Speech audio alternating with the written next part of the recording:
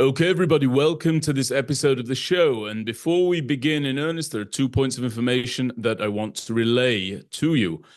Firstly, on Thursday, April 3rd, in Midtown Manhattan, I will be in conversation with none other than Alan Dershowitz for another iteration of the 5 rounds Israel dialogue. The 5 rounds Israel dialogue, for those of you who are not aware, is where myself and my interlocutor focus on any of the 5 most prominent issues facing Israel and the Jewish people at the time of the briefing.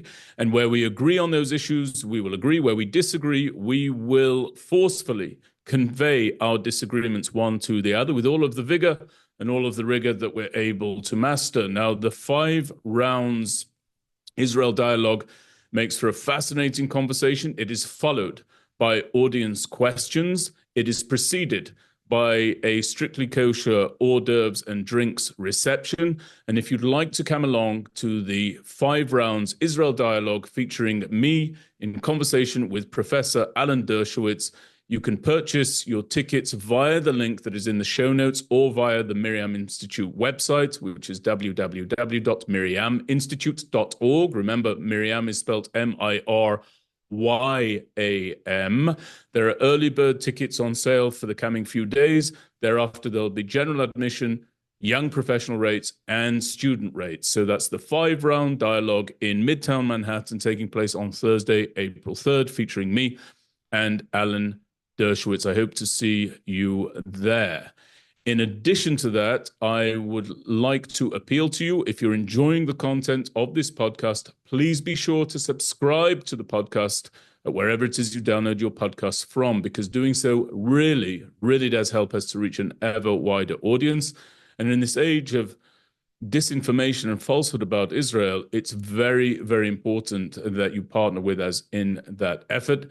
And I thank you in advance of your time doing so. And remember, you can also see this podcast on the MirYam Institute YouTube channel, which you should also be sure to subscribe to. Not only do we feature this podcast there, but any number of live events are often, not always, placed on the YouTube channel after they've taken place. So that's what we have coming up. I do hope to see as many of you as possible at the 5 rounds event. Now, with all of that having been said, it's wonderful to have you with me here, Yaakov. Thank you very, very much for joining me again today, in-house analyst at the MirYam Institute. And Yaakov, I want to begin with the position of the chief commander or chief of staff of the Israel Defense Forces, because today saw the changing of the guard between the 23rd chief commander of the IDF and the 24th chief commander of the IDF. Now, our listeners may be wondering to themselves,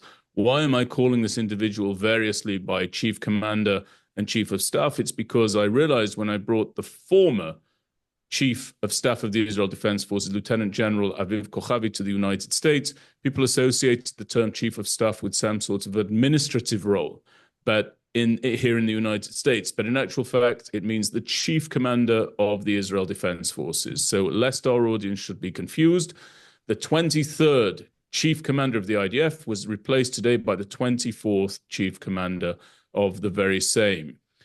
Number 23 was Lieutenant General Hertzi Halevi, and Halevi was the man in charge on October 7th during what emerged, Yaakov, as the most tragic event to befall the Jewish people since the horrors of the Holocaust. Ramat Kal number 24, Chief of Staff number 24, is Eyal Zamir. Eyal Zamir is a man who really emerged from the Armored Corps. That's where Zamir came from. That's where Zamir grew up.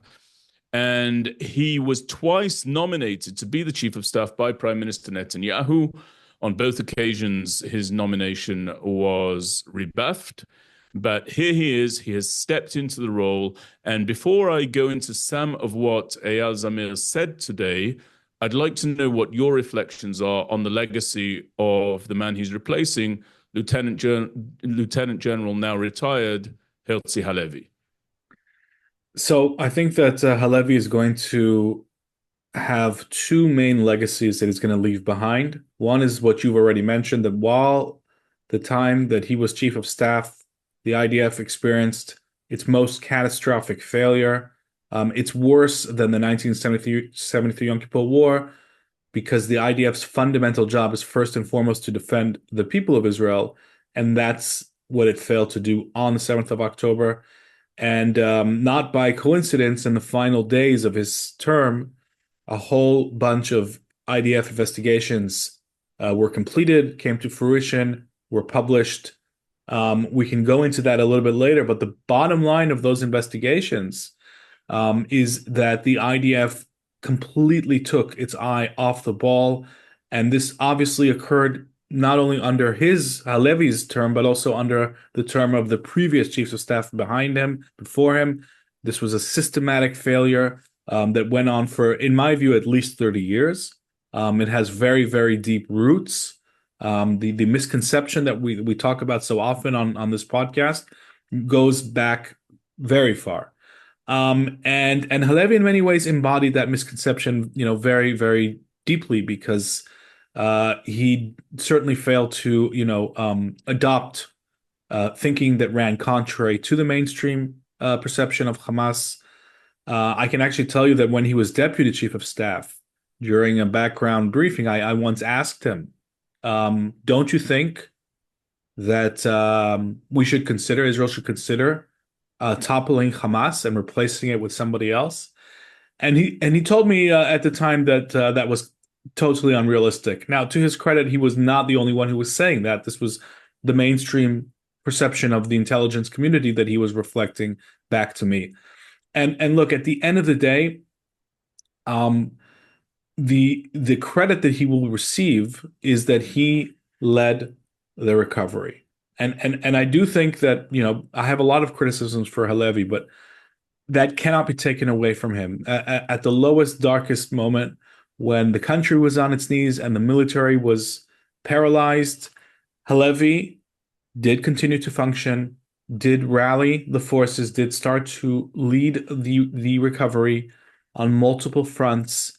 And he received credit from Prime Minister Netanyahu, from Eyal Zamir during the speeches, which you said that you would describe, and I think that credit is very much rightly deserved. He did do that, and he broadcast the message to the troops that no, we're not going to fall apart. We're going to bounce back very quickly, and very soon, the IDF was maneuvering in the Gaza Strip and beginning to dismantle Hamas.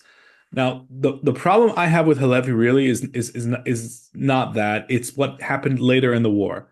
Halevi basically led the opposition to the idea of establishing a military administration in the Gaza Strip, of taking over the aid. He led the idea of doing raids in Gaza, of taking territory and then leaving them. And I think the combination of those two tactics are the main reason why Hamas has not been totally defeated within a year and a half of war, when it probably could have been. And obviously the hostages was the major other complicating factor. And so I think that one of the things that Halevi did that was really, really problematic in my view is that he continued to deal with non-military issues, even during the war, dishing out strategy tips to the government in public, in the media, making his views known about the need for a hostage deal, doing things that I think, and you can correct me if I'm wrong, that if an American military leader would do any of these things, certainly in front of the camera, he would probably be fired. I'm thinking of, McChrystal under Obama when he was critical of the American policies in Afghanistan. I don't think he lasted more than a few days after that interview. I think that was in Rolling Stone magazine. That's right, Rolling Stone magazine. Yeah, the infamous interview. Yes. So I'll just wrap up by saying that I didn't see Halevi implement any change regarding that sense that he's on some sort of higher moral mission, ethical mission, political, and he will say this is not political, this is stateliness. And I think these are all bywords for doing things that military has no business doing, certainly not in public. And this is one of the reasons why the October 7th massacre occurred, because the military was busy doing so many things that the military should not be doing, and it forgot its fundamentals, which is learning about the enemy, figuring out ways to kill the enemy, having plans to destroy the enemy. The fact that Southern Command didn't have updated battle plans for Gaza and had to draw them up on the 7th of October, I think tells us, what we need to know about the state of readiness. So, in contrast, Eyal Zamir, I think, is the exact opposite. In his speech, he talked about victory and the need to achieve it, and he said Hamas has not yet been fully defeated. Those are the things I would expect to hear from a chief of staff, not lectures about ethics, not tips to the government, but full dedication to destroying the mortal enemy that we have in the Gaza Strip. I'll wrap it up here. I've got more to say, but I want to hear your take on this as well. Sure. So, a few things that I would say in response to that. Firstly, if there is a troublesome chief of staff within the Israel Defense Forces, it surely is the responsibility of the government to do that which you just spoke about the American administration doing, namely to send that individual packing. And that didn't happen. At no point to respond to you, at no point in light of Hertzi Halevi's continuing and seemingly unending advocacy for this outcome or that at a strategic level, almost, by the way, oftentimes dealing with diplomatic issues as well, incidentally. At no point did the Prime Minister turn around and send him home. And so I think that the responsibility for that ultimately rests with the Prime Minister and with the Minister of Defense. A Chief of the General Staff can and will say that which they are permitted to say. So I would just, riding off your point with regard to Stanley McChrystal and President Barack Obama, when McChrystal made that statement, he was summoned to the White House and promptly dealt with when he made that statement to Rolling Stone magazine in that infamous interview. That didn't happen in Israel. So where we lay responsibility for that, we can discuss. But I don't think anyone can expect a chief of staff of the IDF to, on the one hand, articulate views that are out of his wheelhouse and his job description, and on the other hand, to send himself home packing because he's spoken out of school. That simply isn't realistic, in my opinion. I really don't know what else Hertzi Halevi was expected to do after the disaster of October the 7th. I don't really grant him too much credit at all. I don't think that the fight back was in pursuit of the total destruction of Hamas under his leadership. And I really think that he leaves office tragically for himself, shrouded in failure, carrying the burden of this dreadful legacy atop his shoulders for the rest of his days. I agree that what was wrong with the IDF traces back many, many years, well into periods of time that precede Hertzi Halevi's position atop the Israel Defense Forces. But ultimately, it did occur on his watch. Ultimately, I don't think there's any way of him shaking that legacy. And to give a little bit of an historic contrast, you'll recall, Yaakov, that in 1973, Dado was the chief of staff, and he was warning the political echelons in Israel about the coming invasion by the Egyptians and by the Syrians. He was overruled, he was ridiculed, he was dismissed by then Minister of Defense Moshe Dayan, who had the ear of then Prime Minister Golda Meir.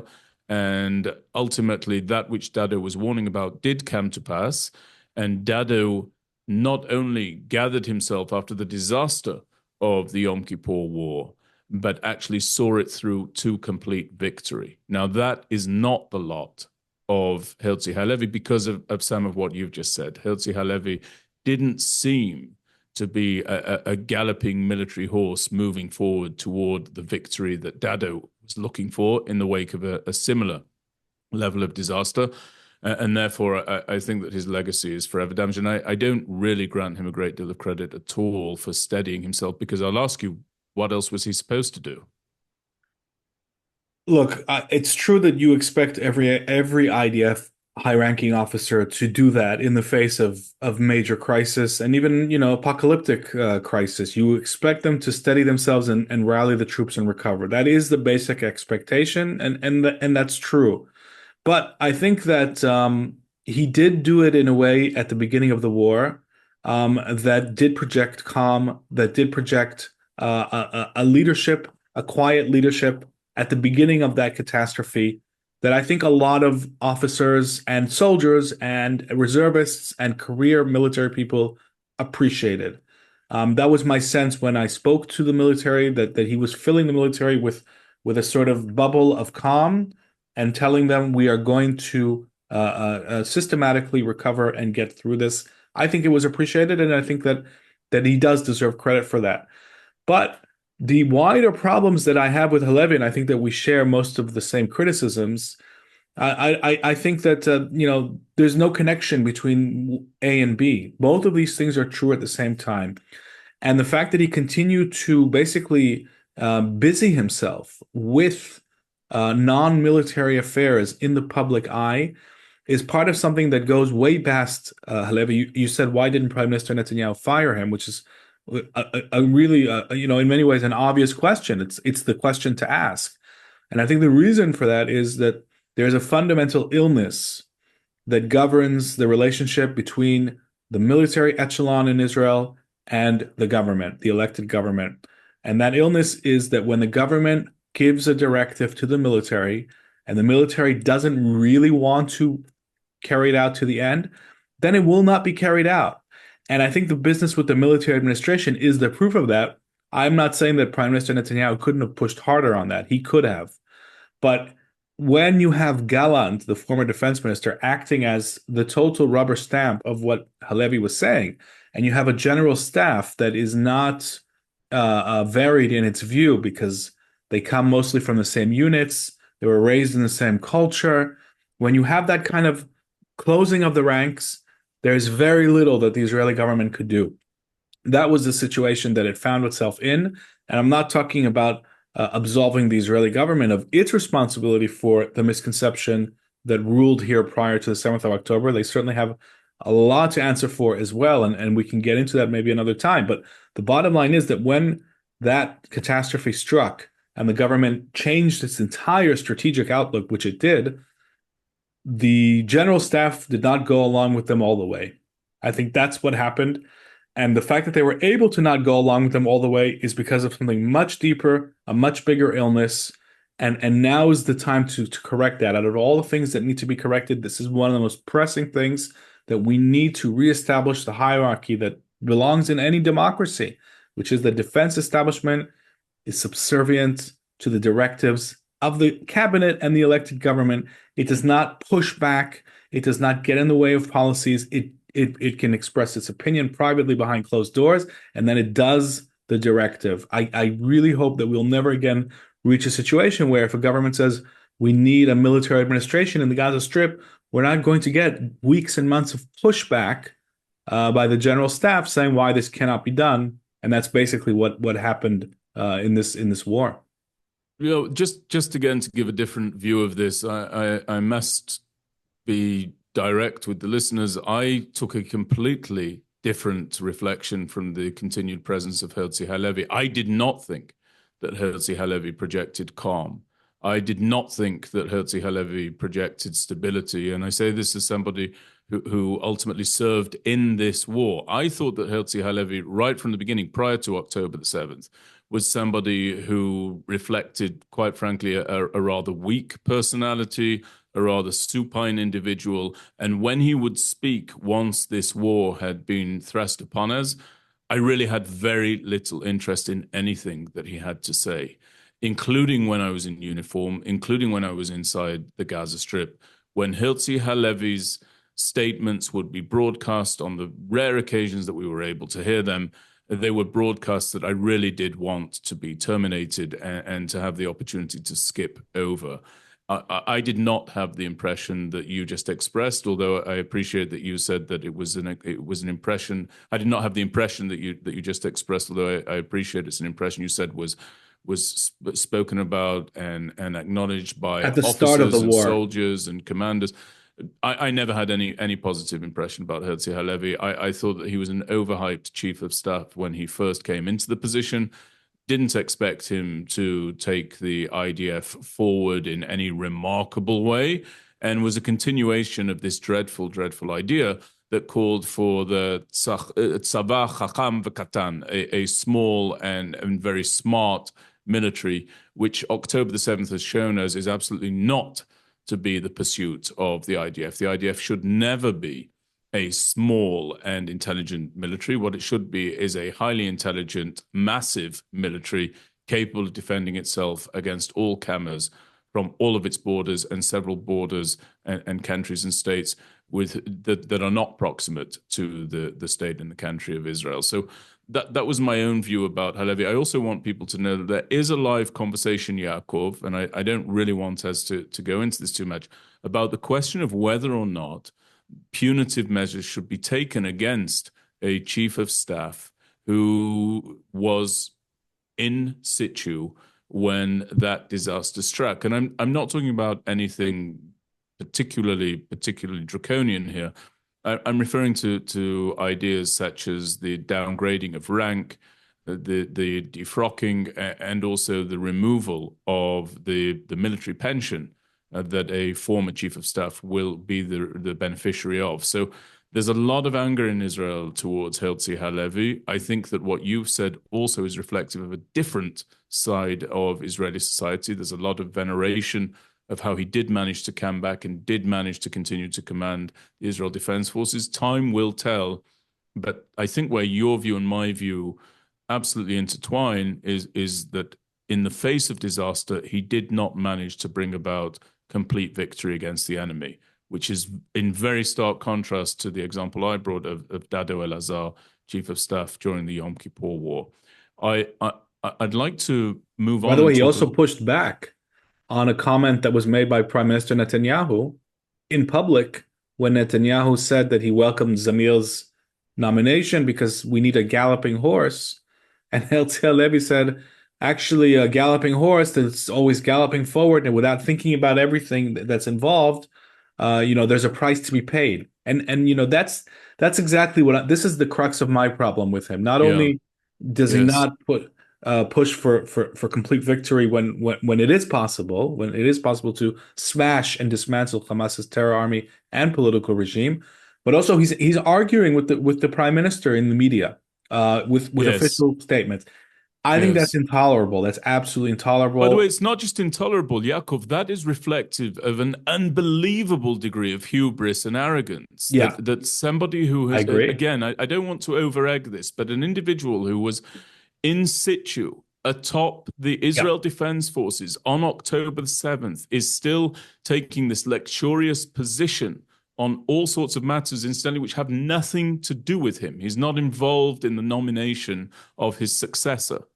Yep. That, to me, is reflective of unbelievable arrogance, a tone deafness, and a fundamental failure to understand the perception of him in light of the disaster that took place on his watch. Now, this is, of course, I agree, completely separate conversation to what Prime Minister Netanyahu ought to be doing or saying, given that he was Prime Minister at the time. It's not the focus of this conversation today. Yeah. But I wanted to start with this subject because it's very, very interesting, Yaakov. In the United States of America and in the UK, the other two countries that I have an affiliation with, I think one would be hard-pressed to find 10 men who could name the chairman of the Joint Chiefs at any given time in the US or the chief of staff of the British Armed Forces among the respective populations. Whereas in Israel, I think you'd be very, very hard-pressed to find 10 men who could not name the chief of the general staff of the IDF. And so for that reason, it bears going into some detail about Zamir. So Zamir, the current chief of staff, is 59 years of age. He's actually the oldest chief of staff that the IDF has ever had. In his opening speech in his new role, Zamir actually expressed to the members of the IDF, and I'm quoting here, "From among your ranks I grew forth, to among your ranks I now return." He called for every sector of Israeli society to take its part in what he termed the holy commandment to defend our country, which Yaakov was a clear call to the Haredi, to the ultra-Orthodox community. He also called for an increase in military spending and manpower, apropos that idea of not being a small, smart army, but rather a massive and very intelligent military force in the Israel Defense Forces. And it bears mentioning that Zamir always opposed the idea of a small, smart military. He was never, ever in favor of that, probably in no small part because he's an individual who sprang up from the armored corps. He has also called, Yaakov, in contrast to what seemed to be coming out during Hertzi Halevi's tenure, for the total toppling of Hamas. He's called for that very, very openly in his comments. And he referenced a very clear prayer during a ceremony that took place at the Western Wall, where, as tradition dictates, he wrote a prayer on a small piece of paper and inserted it into the cracks of the wall. And he called for the safety and the security of Israel's soldiers and everybody within the Israeli defense establishment. And at the conclusion of his comments, when he stepped into this role, he pronounced a well-known prayer, that which states, Hashem oz le'amo yiten, Hashem yavarech et amo v'shalom. God will give his people strength. God will bless his people with peace. That prayer is indicative, perhaps, of this man's fighting philosophy because of the order in which those two aspirations come within the prayer. First comes strength. Peace may yet follow, but it will not follow capitulation, shame, embarrassment, hesitancy, or a failure to understand the nature of your enemy. What do you say about that, Yaakov? I can tell you, from my own personal meetings that I had with Zamir when he was Southern Commander, I felt that he was never part of that mainstream misconception. I remember him wondering out loud, he was saying things like Hamas is very serious about replacing us, the state of Israel, and therefore we have to be serious about the time that may well, he was talking, back in, I think, 2017 or 18, that we have to think about replacing them. And he was one of the only high-ranking officers I remember at that time making those comments. And that's why I didn't buy into, there was a whole sort of series of reports recently saying, oh, he was part of the misconception. Well, in my experience, not at all. He really wasn't. Yaakov, And let me just ask you something. What were your thoughts at the time when you heard him say that? Did you think that this was a man baying at the wind, or did you feel that this man's good sense was well-founded, was very, very logical, and he needed to remain in very much in a leadership position within the IDF? What did you think? Because presumably you were hearing any number of briefings to the contrary by men of no lesser rank than Eyal Zamir held. yeah, I was. And I remember thinking when I heard that this is common sense. This is what I would expect to hear.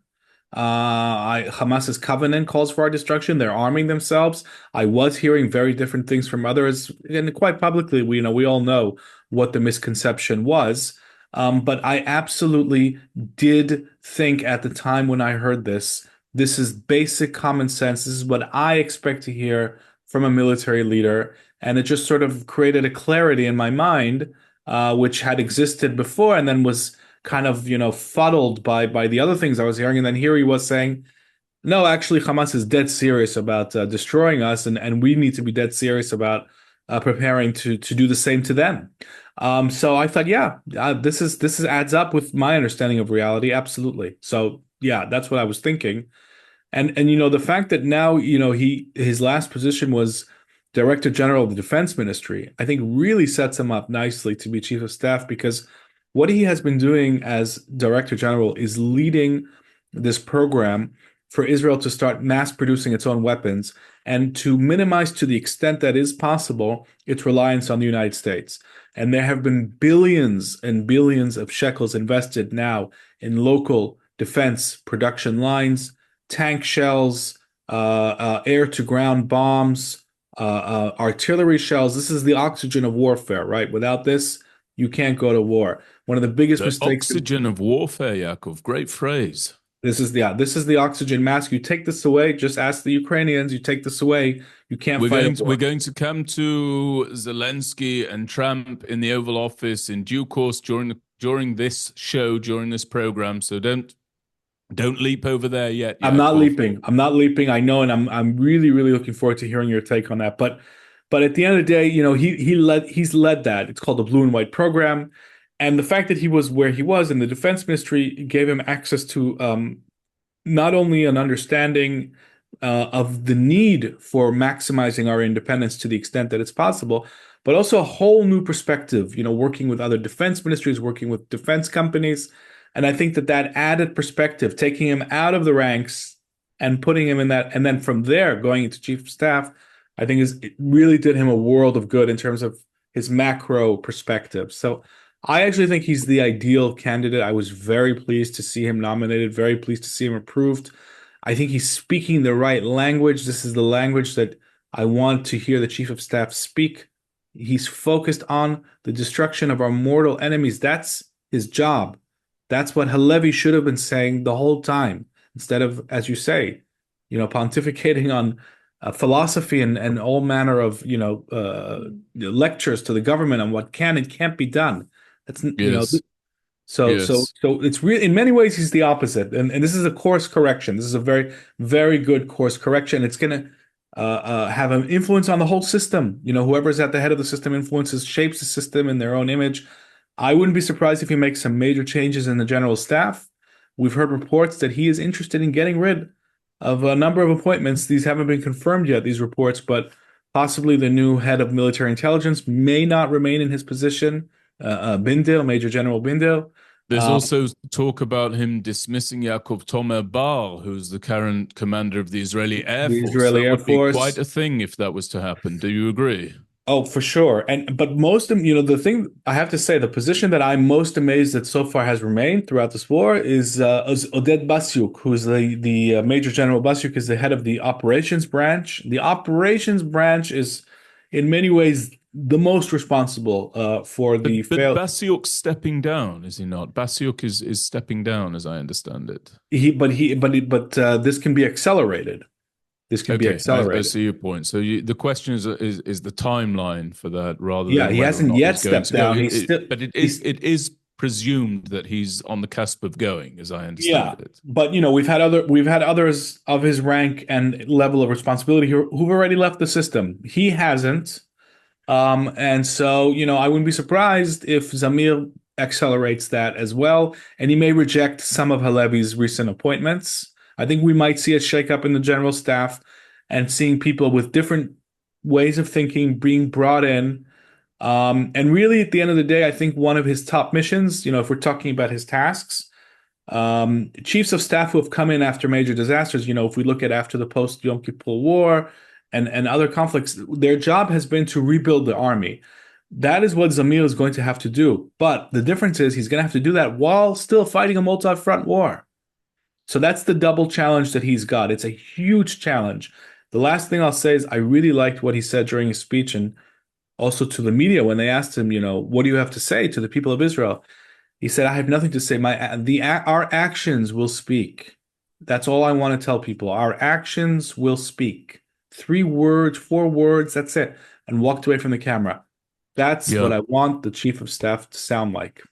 Yes, I agree with you, and incidentally, he is also what I want the chief of staff to look like. Now, a lot of people think that that's a trivial point, but Zamir looks the part, does he not? He's a sort of square-jawed, very determined-looking general, as I said, who grew up in the Armored Corps. By the way, thank you for mentioning that he was at the top of the Ministry of Defense for a number of years, because that goes to his choice of words when he opened his speech, saying that it's addressing himself to the soldiers and the officers of the IDF, that it's from among your ranks that I was developed, and it's to your ranks that I now returned, as I quoted earlier in this conversation, Yaakov. He did spend a couple of years out of the military in the Ministry of Defense, as you just mentioned. Now, in response to what you've just said about his tasks, there's a third task that is upon him, Yaakov, and it's again rather unique and particular to Israel, I believe, at least among the the community of democratic states in the world. Look, he has to rebuild the confidence of the Israeli people in the Israel Defense Forces. It's not just the officers that he has to restore the confidence of. It's not just the soldiers that he has to restore the confidence of. Israeli society writ large needs to start to believe again in the top brass of the IDF. Now, that's very distinct from the rank and file soldiers and junior and mid-career officers, and even some senior officers, incidentally, who have really distinguished themselves throughout the fighting as a result of the fighting since October the 7th. But a lot of Israeli society, Yaakov, is viewing the general staff, those 25 majors general who sit around the table, somewhat askance. And Zamir is going to be responsible for regaining the confidence of the Israeli citizen onlooker. Do you agree with me? 100%. And I think that's why he's saying, don't expect speeches from me. I'm not going to give them. Our actions will do all the talking. I think he is preparing a massive invasion of the Gaza Strip. The minute that hostilities will resume, I think we're going to see a very different war than the one Israel has prosecuted so far. I think all of Gaza is going to be taken. This is just my opinion. Just to be clear, this is not based on anything that I've been briefed on. Really, it hasn't. This is purely my own assessment. It's important to clarify that. But I really think that the IDF is gearing up to take the whole of Gaza and to hold that territory this time. I think that the civilians are going to be pushed to the Al-Mawasi area. I think Israel is going to take over the aid distribution, set up a certain military administration, not for the whole of the Strip, but for areas where that's necessary. It's going to be a whole different war once it resumes. And Zamir is going to be leading that. And I expect him to be going over the battle plans, making sure that they're as aggressive as they need to be. So there's a lot going on behind the scenes, and he's going to be a very, very, very busy man. We don't say as aggressive, Yaakov. We say as decisive as they need to be, of course. But aggressive no, in this context is not a bad thing. Listen, I didn't say it's a bad thing. I just think that people don't generally say it. But I completely take your point, and I support that ethos. Incidentally, I think that I think back to the terrible error of us pausing around Ramadan last year. Do you remember that? That lack of decisiveness, that lack of, to your term, aggression. And I think that we paid a very, very heavy price for that ill-considered decision. That's my personal view. Yaakov, I want to turn to one more topic. Maybe we'll get two in the time that we have. And I want to talk about the blow-up, because it would be remiss of us not to, that took place between Volodymyr Zelensky, president of Ukraine, and President Donald Trump of the United States, as well as Vice President J.D. Vance in the Oval Office earlier.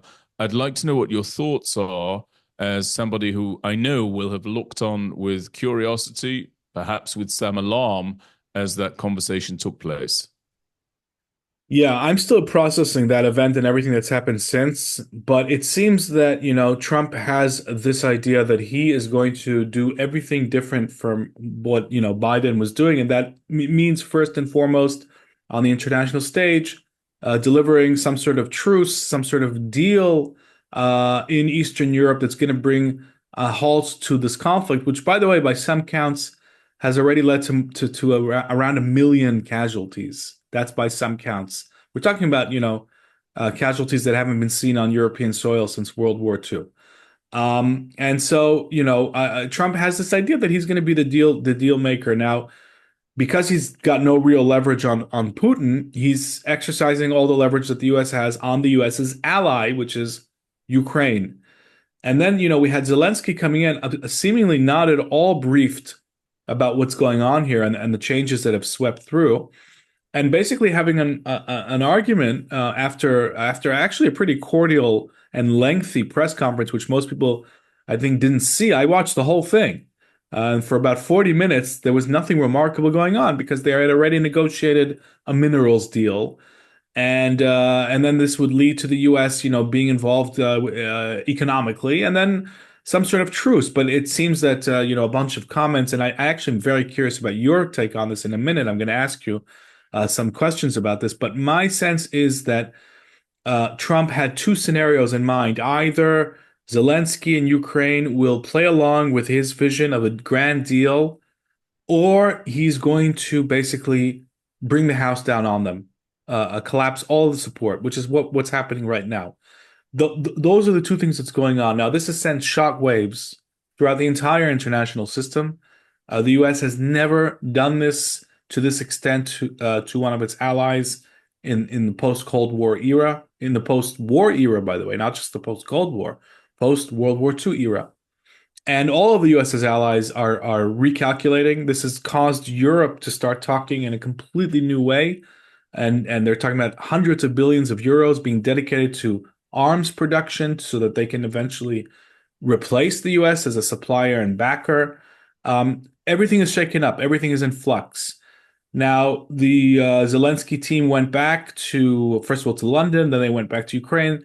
They changed their tone to a degree because I think they realized that their supplies, especially the Patriots, their air defenses, are really, really on the cusp of run. You know, they're never more than a few weeks. I think we're a month away, according to some reports, of running out. And the Russians have got, massive amounts of missiles. The Iranians helped them build missiles and drones, so they could find themselves without air defenses if this continues. So they're now changing their tone. They're trying to basically create a reconciliation with the White House. And they're trying to find some sort of guarantees so that a truce doesn't end up collapsing with Russia attacking again. Having said all of that, I think that this is not good conduct by Trump. I think that emboldening Putin, emboldening a country like Russia, which started the war, which invaded Ukraine, is not going to be good for any of America's allies. I think Zelensky misread the room in a pretty catastrophic way, and despite facing a very difficult reception in the White House, should not have fallen into the trap of openly in front of the whole world in the Oval Office having an argument with the U.S. president and the deputy and the president and the vice president.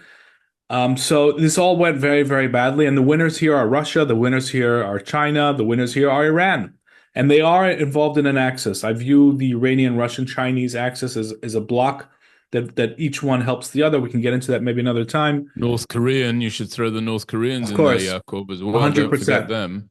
100%. And all of this, says to me, okay, for Israel, there's no question that Trump has, since his arrival, our strategic situation has improved dramatically. It's impossible to deny that. And I've had these discussions off the camera. Anybody who denies that, I think, is really involved in denying reality. But we have a different America on the stage, on the world stage here. I think Israel has got to make sure that it remains in good standing and alliance with this White House, that it makes its value clear to the White House, that we don't end up in this kind of situation where we have to sort of plead for assistance, both because we know how to produce more of our weapons and because the White House is aware of the strategic value that Israel brings to the table, and our strength is perceived in that manner. But at the end of the day, this is going to have global ramifications for the whole international system, and we'll have to see where this goes. It's very, very unpredictable. I wouldn't be surprised if the Ukrainians end up going, accepting the kind of truce that Trump is trying to push them into, and then trying to buy some time while Europe will, the big test will be Europe. Are they going to end up being able to stand up an industrial military base? Right now, they hardly have one. So I'd like to come at this from a slightly different direction, Yaakov, and I want to address myself to this not really in the context of this president, of President Trump, but in the context of any American president, and what the implications are and what the lessons learned might be for Israel. But before I do that, I want to come back to something that you just expressed. So I initially only saw the last 10 minutes of this Oval Office meeting because those were the 10 minutes that were doing the rounds on social media and on YouTube, and all of the mainstream media and alternative media all were focused on that 10 minutes for reasons that we well understand. As the president said, it made for great television. It could be trivialized as such were it not such a weighty and serious subject that was being discussed. but it certainly, those 10 minutes certainly drew my attention. And I contacted my brother, and he and I always talk about policy and politics and Israel and the military and the US-Israel relationship and history and so on and so forth as best we're able to. And I said, you have got to watch this 10 minutes. And he said to me, I'll watch it. And you've got to watch this clip, rather, this argument, I said, between Donald Trump and Vladimir Zelensky in the Oval Office. And he said he would do. And he then got back to me and said, I thought that the first 30 to 40 minutes were fine. The last 10 minutes, I understand what occurred. And I only mentioned that, Yaakov, because it shows you how important it is to watch events in their entirety, how important it is to study documents, policy briefs in their entirety, how important it is to read UN resolutions in their entirety, how important it is to read peace proposals in their entirety. Now, I typically don't leap to provide analysis or insight or comment on matters that I have yet to study, which is absolutely an ethos that flies in the face of the modern day media cycle. Nobody knows that better than you, having worked the beat as the crime reporter and the military reporter for the Jerusalem Post back in the day. You understand. And that was before we got to the white hot nature of constantly having to be out there first with every report about every single subject. Yeah. You understand those pressures, I think, better than anybody. And I've always been loath to proffer an opinion on any matter before I've looked at the documents, the sources, the materials that relate to those matters in their entirety. And I'll give you an example that's of the moment. I've not yet read the full Egyptian proposal with regard to the Gaza Strip. Once I've read it, and it's a lengthy document, I'll have an opinion about it. Mm-hmm. But I'm not actually going to go by media summaries with regard to that in advance of having done so. So I then went back and watched this longer clip of Zelensky and Trump in the Oval Office, and I'll tell you what my thoughts were. Firstly, I think that Zelensky made three catastrophic errors. The first was his dress code. His dress code was, in my opinion, not acceptable with this president. It would not be deemed acceptable to this president, and I think that he ought to have had the sense and the foresight and the insight to understand and to recognize that. This president is somebody who from his 20s has only ever been seen, other than when he's on the golf course, in a suit and tie. And I believe that he expects the same of anybody coming to the White House, much less the Oval Office. So I think that his dress code, Zelensky's dress code, was a tremendous error. To show a contrast with that, Israel is also at war. Israel has been in an existential war, I would argue, since October 7th at various times. When the Prime Minister arrived in the Oval Office, Benjamin Netanyahu, he did so wearing a suit and a tie, correctly so. The second error that I think Zelensky made was that he failed to bring along, or to utilize, if he did bring along, an interpreter, because an interpreter, a good interpreter, will not only translate the words, but a good interpreter will interpolate the messaging in a manner that would have made it far more palatable and acceptable and digestible to the President of the United States and to those by whom he was surrounded, including Mike Waltz, the National Security Advisor, Secretary of State Marco Rubio, and of course, Vice President J.D. Vance. And so I think that Zelensky made a terrible error by not running everything through an interpreter for the purpose of interpretation and interpolation. That was catastrophic to the meeting. And also that would have served to slow down the exchanges and to stop this back and forth and ping pong that actually took place. And the third thing that I think Zelensky really failed at was assessing his own powers of communication in the English language. I think that his experiences since Ukraine was invaded by Vladimir Putin have led him to believe that he's a master communicator in the English language. That's not what he is. He's an individual who's enjoyed the sympathies of much of, not all by any means, but much of the English-speaking world as he's campaigned on behalf of his country. But that's very distinct from being able to handle yourself in the Oval Office in front of the international press. So those are just a few areas in which I think that Zelensky erred. He also separately clearly failed to understand what a meeting in the Oval Office is about between two leaders. It is not there that one hashes out the details of what one is seeking, each person is seeking for the good of their country and in the pursuit of their respective national security interests. Basically, Yaakov, an Oval Office meeting, as you know, is supposed to be the guest expressing his thanks for being there. Can you still see me, Yaakov? I think we just the camera just went black. Okay, just 1 second. Let's see what we can do there. I'm going to continue just on the audio. Give me 1 second, see if I can remedy that. Half a moment, please. No problem. Half a second.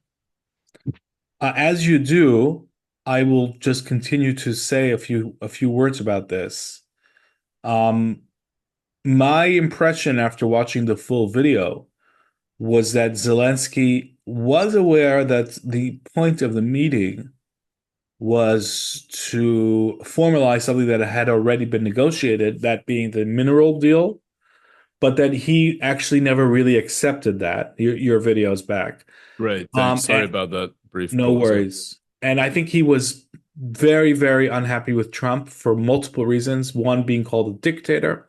Another, the mineral deal itself. I think he views it as an outrage. That he views the U.S. as being predatory, and basically he thinks that he's being basically abandoned and thrown to the wolves in the Kremlin. Now, I think that most of those feelings that he has are actually justified. The problem is that tactically, as you say, there's a time and a place, and here I actually look at the example of Prime Minister Netanyahu, who had multiple head-to-head clashes with U.S. presidents, but never on camera. There is one exception, by the way. Maybe you can help remember with Obama, where there was one time when I will speak to that, and I just will say that however outraged to just in response to you, however outraged Zelensky may have been walking into the Oval Office. As a leader, he has to be in control of that outrage. He has to overcome that outrage and have those conversations off camera. The way to handle an Oval Office meeting, anybody who observes these knows very, very well the limitations and the the gvulot gizra, the parameters within which one has to stay in such a gathering. And we've seen, you're talking about Bibi, I'll come to that in due course, but we've seen recent examples of this. The first was Hussein of Abdullah of Jordan, King Abdullah of Jordan, who came to the Oval Office, faced a great deal of pressure from Donald Trump to talk about this idea of clearing Gaza of Gazans and then developing it. And he sat there, and in fluent English, a lot of people don't realize this, but Abdullah is absolutely fluent in English. His mastery of the English language is very, very impressive, incidentally, surprisingly so to those who aren't aware of it. And he essentially said, I'll be thinking about what's in the interests of the Jordanian people, and he also brought a concession to Donald Trump's demand, which was that's a good example, very good example, perfect example of how to run an Oval Office meeting. And by the way, there's a second example which shows the virtue of it not taking place by Sisi, who opposes Trump's idea of clearing the Gaza strip of Gazans, rejected the opportunity to go to the Oval Office because I think that he saw that it could not but blow up publicly if he sat with President Trump on that particular subject. So we've seen ways in which this can be handled. I'm coming to Bibi in a moment. Zelensky did not handle it appropriately. Now I want to talk about what I think took place with JD Vance, and this is where it starts to relate to Israel for me. And I'd be interested in what the audience says, and they can leave their comments if they wish to do so. So, look, When I'm overseas, when I'm not in Israel, I find myself, Yaakov, listening to a lot of podcasts by veterans of the United States Armed Forces, specifically this crew that has sprang up of veterans who served in Afghanistan and in Iraq. 20 years ago, by the way, was their last military service in most cases. And it's worth mentioning that the battlefield has changed radically since these folks were in service. Not to in any way diminish their service, I would never do that, but just to say how rapidly moving the modern battlefield is. For example, they will not have had to deal with the threat of drones, just as a minor example, but there are myriad examples of the distinctions that have grown up in the last 20 years.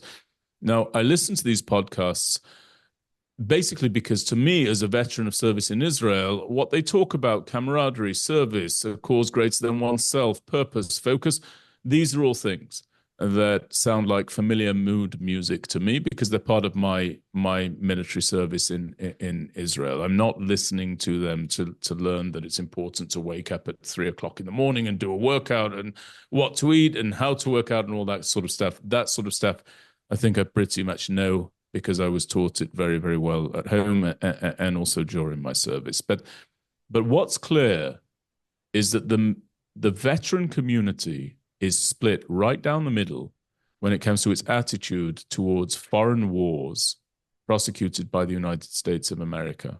It's a real schism within the American veteran community. There is one side of the schism that says America, after the experiences of Afghanistan and Iraq, must never, ever wade into foreign conflicts in distant lands for any reason other than the immediate national security interests of the United States of America. And there's another side of that schism that says we were absolutely right to go into Iraq and Afghanistan. Obviously, there's nuance between the campaign in Afghanistan and the campaign in Iraq. We could talk about that. It's not for this discussion. But they say that we were absolutely right to do that. Women were receiving an education in Afghanistan. We were freeing the Iraqis from the tyranny of Saddam Hussein, and so goes the argument. Now, J.D. Vance is in the first camp. J.D. Vance is a veteran of service.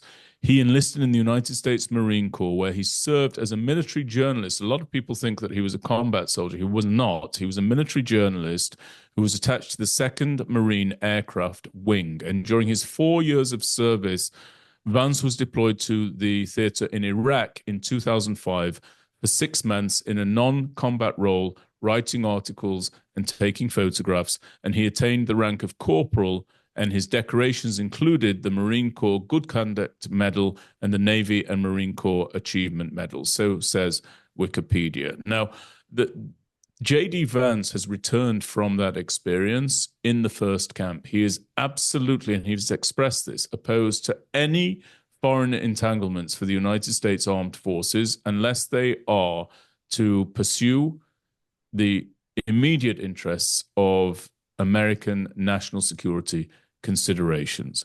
And you incidentally have a similar dynamic in Israel, by the way. There are people who are huge proponents. For example, most people will be huge proponents of the war that's currently taking place against Hamas inside the Gaza Strip because it's a war that was foisted upon us. However, you will find much less support among Israelis, including at the time that this was occurring, during the course of the first Lebanon War of 1982, which was seen much more as a war of choice. You'll agree with me, Yaakov, that did not enjoy popular support to the same degree at the time and doesn't in hindsight either. Yeah, which, by the way, I think that view is mistaken for what it's worth. Yeah, that's fine. But and by the way, I'm not saying which of these views. I know you didn't say. The schism in the United States is correct. Yeah. It's really a conversation for Americans to have with themselves. I'm just expressing that the schism is deep. It is real. It's very, very pronounced, and it's now playing out in leadership positions, in positions of elected office in the United States of America, not just in the White House, but also in the Senate and in the House. Indeed, many veterans choose to turn towards a life of political leadership because they are so dismayed by the choices that were taken by various administrations that put them into theaters of war that, looking back on those theaters, they wish they'd not had to dance within. Mhm. So in any event, with regard to JD Vance, here's what I want people to understand. Uh, what I witnessed there was the schism playing out in the political arena as well. You had JD Vance, who will view America's involvement in Ukraine as case in point number one for where America should avoid a foreign entanglement, sitting next to Marco Rubio, Secretary of State Marco Rubio, and the body language of these two individuals could not have been more different and more distinct. I'm going to continue, even though I think that the Yeah. camera has gone out again. Yeah. The body language between the two could not have been more distinct. JD Vance was very, very forceful in his rebuke of Vladimir Zelensky. Marco Rubio sat completely stone-faced and didn't express anything in his body language, much less verbally. And that is emblematic, in my opinion, of a fight that the Republican Party is going to have with itself. You have the remnants of the neocons, and you also have a growing isolationist wing. And I believe that Ukraine is case in point number one for the isolationist wing, but I'm very, very concerned that Israel is case in point number two for the very same wing. And I don't Mhm. know which wing of the Republican Party is going to win out, but Israel needs to sit up and pay attention to this growing phenomenon. It is very, very real. It is growing, and it's not just incidentally in the area of elected officials, but it's also in the area of thought leaders, podcast hosts, social media influencers. There is a growing isolationism, and it's first focused on Ukraine, but I believe that it's just a quarter turn for it to train its focus on Israel. Now, a couple of just as I go and fiddle with the camera again, Yakov, Yeah. tell me what you think about that. So I think that the conclusion that you've just outlined is the one that I have as well. I have that exact same instinct, that warning sign. I share it. Now, the thing that I don't get about the isolationists here, and I'm gonna, just come out and say it, is that Ukraine is exactly the situation where there are no American troops on the ground. They are not doing any of the fighting, and because somebody else is doing that, and that's Ukrainian soldiers on the front line.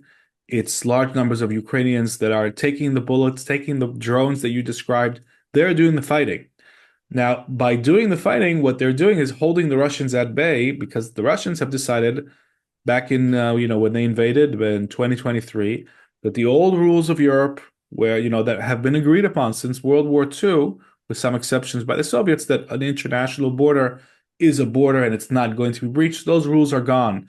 We're going back to the age of empire. That was Putin's decision, and it's the Ukrainians who are holding them at bay, not the American military. So if somebody doesn't want to see the U.S. at war, surely what you would want is to support the ally that's doing the fight that represents your interest. That's what I would think strategically, and therefore I do not understand the idea that collapsing or threatening to collapse a U.S. ally is going to in any way protect the interest of the United States, whether that ally is Ukraine or Israel. The other thing that I would add is that these things are linked.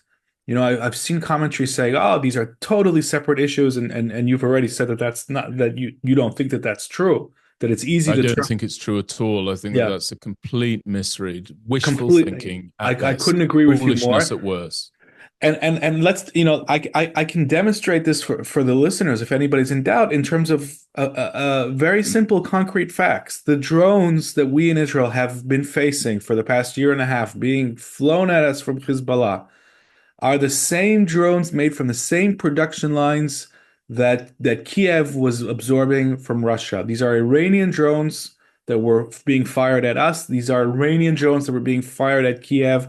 And it won't surprise me, Benjamin, if in the next couple of years there will be Iranian drones fired by the Russians at other cities in Europe. The same is true of some of the missile technology. We're talking about lots of cooperation here. The Russians are helping the Iranians on the nuclear program. So any attempt to artificially disconnect, these partners is really just an exercise in wishful thinking, as you've just said. I'm not going to go along with it. I think that I share your conclusion. That's my bottom line. I share it, and I don't understand why the isolationists think that they have to put any troops on the ground when there's a country here that's saying, "Let us do the fighting. Just let us do it." That's something that I don't understand. And I do. The Uh, last thing I'll say, the last thing, Please, yeah.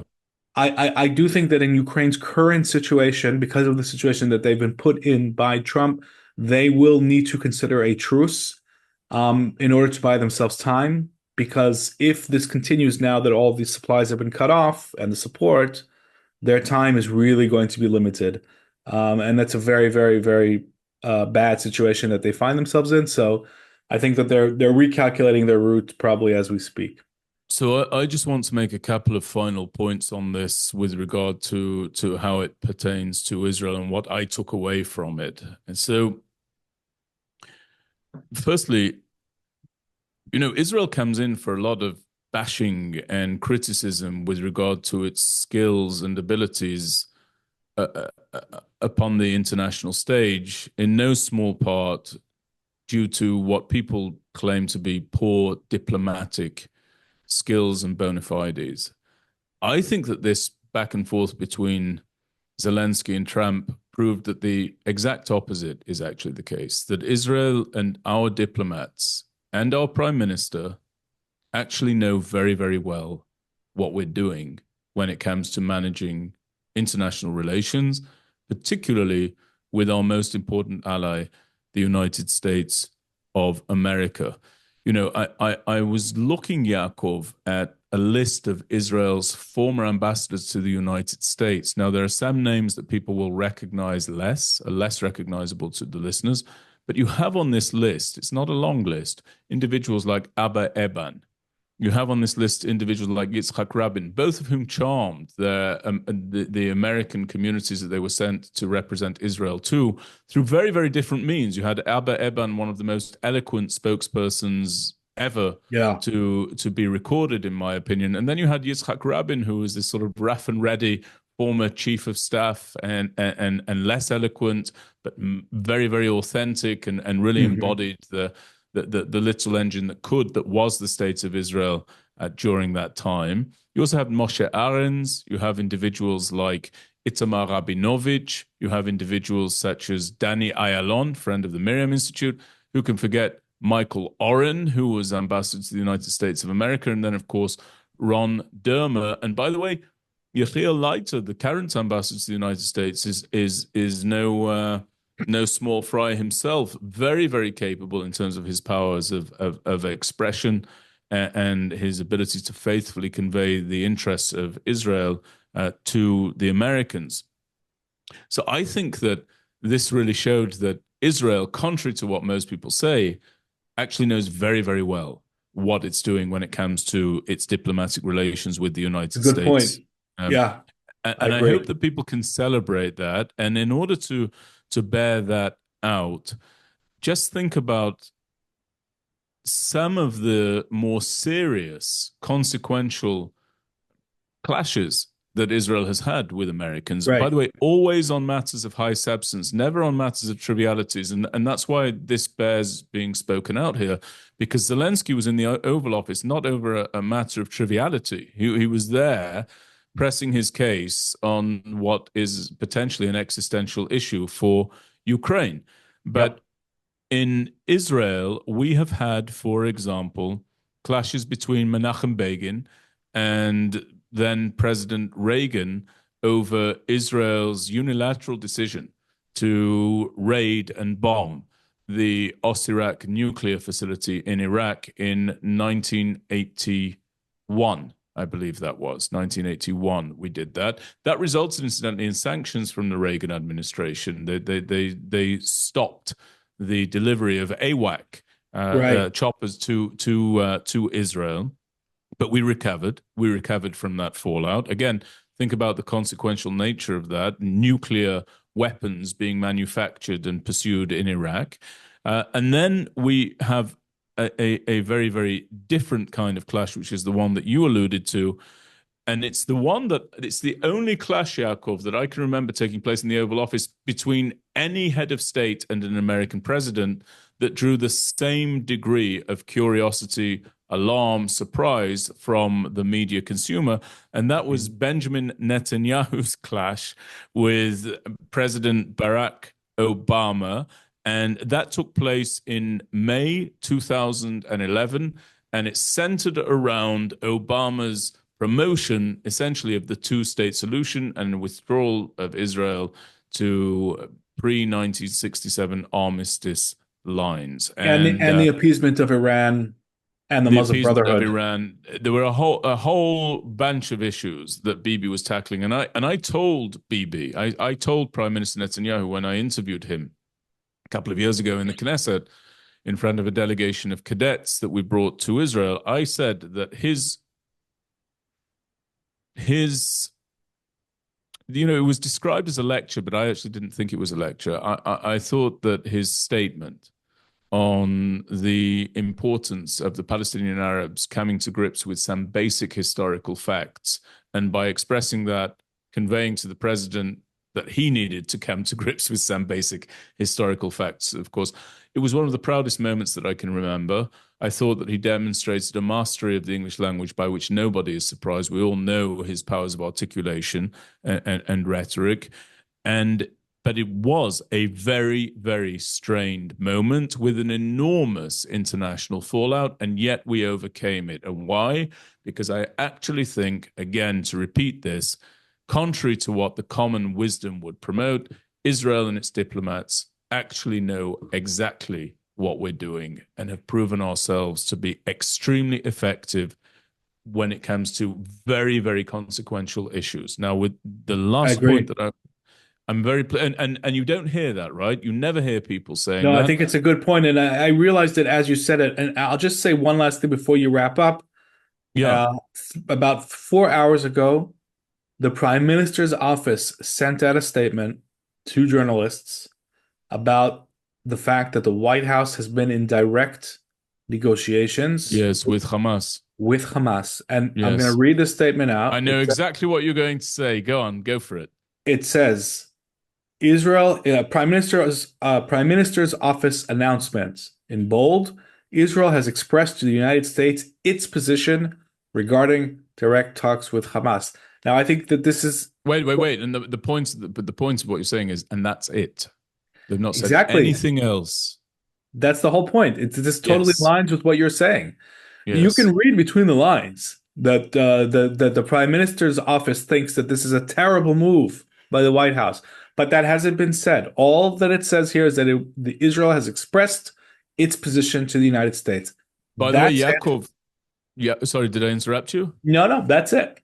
You're absolutely right. That's absolutely exemplary of what I'm saying here. I believe that Israel knows what it's doing diplomatically, but without foreclosing on the outcome of what those direct negotiations between the United States and Hamas will be, that is reminiscent, is it not, of the direct negotiations that were revealed to have been taking place between the United States and Iran around the infamous JCPOA. And who was prime minister when that was happening? Benjamin Netanyahu. He's seen this before. He's got a very long memory, and he's got, in my opinion, an unparalleled number of diplomatic quandaries from which he can draw conclusions and plan actions. And we may not always agree with the conclusions. We may not always agree with the actions. Many of us would like him to be more decisive than sometimes he's perceived to be. But to my point, you would not get a snafu of Zelensky proportions under the auspices of Israeli prime ministers or Israeli diplomats. I really think that this is a moment where everyone who supports Israel should be taking great pride in our diplomatic achievements rather than piling on and piling on and piling on. Just accepting, as I said, the common lack of wisdom, which states that we don't really know what we're doing. There is one final note, and on this I'll conclude. Mm-hmm. Israel must diversify away from its dependence on the United States of America, both for diplomatic support and for military support. It must diversify away, and the address toward which it should diversify most profoundly is in-house, within the state of Israel. There are students who have been campaigning against the very existence of Israel that I encountered at the beginning of my lecturing in the United States of America as early as 2007. Those students are now in situ somewhere. I don't know where, but no small portion of them will be seeking elected office, political office, positions of leadership. And they will not find favor. They haven't gone away, these students. They will not find favor in the story of Israel, and they will not find favor in America continuing to support Israel. And it's for that reason that I may have said here before, but I'll say it again if I have. I believe that looking at presidential electoral cycles within 12 to 20 years, you are going to see perhaps Israel having to deal with and conjure with an international sanctions campaign against the state of Israel that is led by, not backed by, but led by an American president.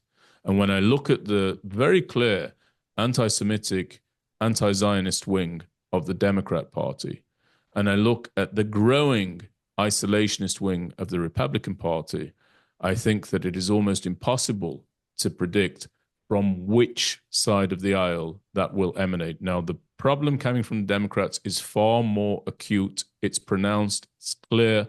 What Joe Biden did during this war was appalling, started off well, quickly deteriorated, stopped delivering munitions that we very much needed in the midst of a seven-front war against the state of Israel. But make no mistake about it, if you're watching social media, if you're looking at the attitudes of veterans here in the United States of America, you will see that there is a growing, ever more popular isolationist wing. And here's what it comes down to. When Zelensky was booted from the White House, which he was following that explosion, what you saw was immediately the Europeans rally around him. Right. You saw Keir Starmer of Britain rally around him. You saw the Polish, you saw the French rally around him and express that they were going to stand by him and Ukraine as he fought against the tyranny, as they perceive it, of Russia. Israel will enjoy no such support. Nations will come together for Ukraine. Nations will come together only to oppose the state of Israel. And Israel needs to recognize that very, very clear distinction. That's why its primary diversification must be inward and to itself and into itself, so it can gain true independence when it comes to defending itself by itself, as its credo states and is stated by our leaders. One last point to add on to what you were saying. The Europeans are now going to be entering into an arms race with Russia because they understand that they can no longer rely on the United States as they did in the past. Many of the weapons that they have already bought and are going to buy come from the state of Israel. And this actually aligns very well with what you're saying. Part of this diversification will come from the Israeli arms industry and arms exports. Germany, its air defense is the Arrow 3. That's what they've invested 3 billion euros in. Russia's neighbors have bought Spike anti-missile tanks. Israeli weapons are being used by the Europeans. The Dutch have bought a whole host of weapons. Radars have been sold to the Slovaks. Surface-to-air missiles to the Czechs. The list goes on and on. Europe is the biggest importer of Israeli arms. They're doing it because they're scared of Russia. That has geostrategic ramifications. And this is the way that Israel can, to a certain degree, offset the scenario that you're rightly warning about. When the more that these European countries will depend on Israeli equipment to defend themselves, the less quickly they're going to vote against us in the UN. There's a direct correlation between that, and that's something we need to encourage and keep in mind as it goes on behind the scenes. Yep, I couldn't agree with you more. And I just want to express that that is what troubled me so much during that meeting, was that we saw the rallying around of Ukraine by these nations. And I know that other than on a purely interest first basis, other than in that sense, those nations will not, never have, and never will rally around the states of Israel in the event that it is suddenly abandoned by the United States of America. It's happened to Israel before. The French used to be the superpower, the patron of Israel, and they abandoned in short order around the Six-Day War. I believe it can happen again. And the time to do the legwork so that we can stand alone, which tends to be the lot of the Jewish people, that time is now. It's upon us. And I hope that we will have the leadership and the vision to bring about precisely that outcome. So, Yaakov, I just conclude by saying thank you. It's been a great conversation. I remind everybody that the 5 rounds live event in New York City, that for those 5 rounds of robust agreement and disagreement between me and Professor Alan Dershowitz, those will be taking place. That event will be taking place on Thursday, April 3rd in Midtown Manhattan. People can buy tickets now via the link in the show notes. And please be sure to subscribe to this podcast and also to subscribe to the MirYam Institute YouTube channel, where you can watch this podcast as well, and leave a comment and review. And we look forward to seeing you next time, and pray for the safety of our soldiers, the return of our hostages, and the wisdom of Israel's leaders. Thank you. Thank you.